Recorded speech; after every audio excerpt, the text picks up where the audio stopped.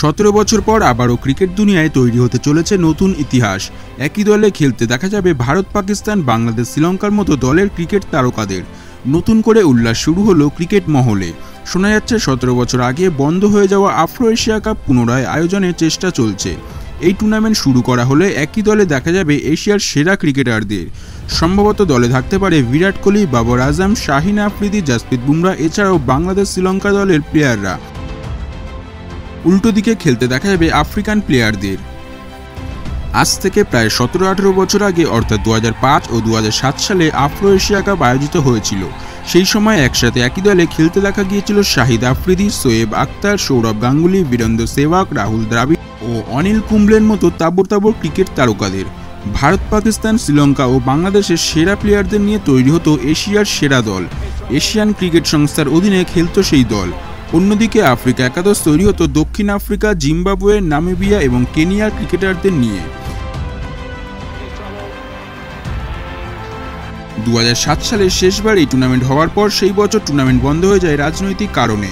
গত 17 বছর ধরে ভারত ও পাকিস্তানের রাজনৈতিক পরিস্থিতি এবং সম্প্রচারের অসুবিধার কারণে তারপর থেকে আর এই আফ্রো এশিয়া কাপ হয়নি। এবার সেই প্রতিযোগিতা পুনরায় শুরু চেষ্টা চলছে। আফ্রিকার ক্রিকেট সংস্থার প্রাক্তন কর্তা সুমোদ দামোদর বলেছেন, এই টুর্নামেন্ট না হওয়ায় ব্যক্তিগতভাবে তিনি দুঃখিত, তবে এবার এই প্রতিযোগিতা হতে পারে বলে তিনি জানিয়েছেন। তিনি নিজে আইসিসি চেয়ারম্যান জয় শাহ এবং এশিয়ান ক্রিকেট কাউন্সিলের চেয়ারম্যান মাহিন্দা ভালিপুরমের সঙ্গে এ ব্যাপারে আলোচনা করেন।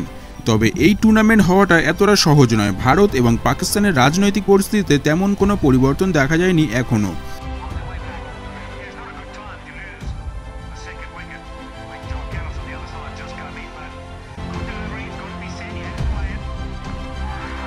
আবার এই ধরনের টুর্নামেন্টের জন্য সূচি তৈরি করা এবং বিভিন্ন লিগ ও আন্তর্জাতিক টুর্নামেন্টের মধ্যে সময়সূচি বানানো খুবই কঠিন কাজ। এছাড়াও আইসিসি বা এসিসি এই টুর্নামেন্টে আগ্রহী কিনা সেটাও দেখতে হবে। তবে আপনারা কতটা আগ্রহী এই টুর্নামেন্টে দেখার জন্য কমেন্টে জানাবেন কিন্তু।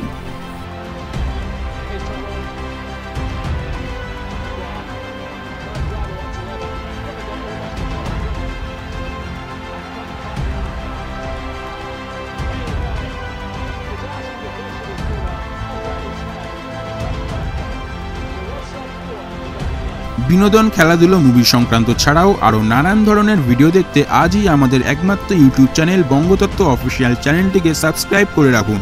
আর ফেসবুকে দেখে থাকলে বঙ্গতত্ত্ব পেজটিকে ফলো দিয়ে রাখুন। আর এই ভিডিওটি ভালো লাগলে অবশ্যই একটি লাইক ও কমেন্ট করবেন। দেখা হবে পরবর্তী ভিডিওতে।